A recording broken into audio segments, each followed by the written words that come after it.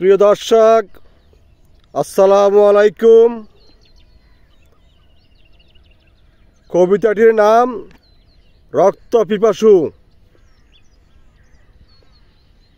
প্রতিবাদী কবিতা লিখতে বসলাম ইহুদির বিরুদ্ধে। অস্ত্র দিয়ে নয়, কলম দিয়ে অংশগ্রহণ করব যুদ্ধে।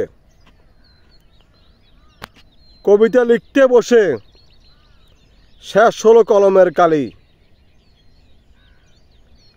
তাই ইচ্ছে করেছিল ইহুদিদের দিতে গালি। কবিতাটি না লিখতে পেরে মাথা হলো গরম। ইহুদিদের চোখে নাই লজ্জা শরম। অবশেষে অন্য কলম দিয়ে আবার করলাম শুরু। সারা পৃথিবীতে অশান্তির জন্য আমেরিকা নাটের গুরু।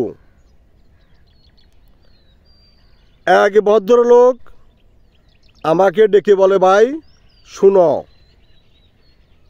আমেরিকা হলো ইসরায়েলের বাপ, ইসরায়েল হলো সন্তান। এই কথা কবে বুঝবে সারা বিশ্বর মুসলমান? ওরা নানান ইস্যু চক্রান্ত করে কেড়ে নেবে মুসলমানদের প্রাণ। ইহুদিদের কথা আর কাজে অনেক ব্যবধান।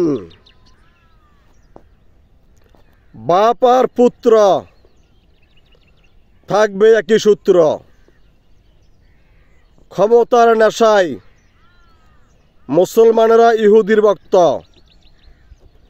এই সুযোগে ইহুদিরা খায় মুসলমানের রক্ত।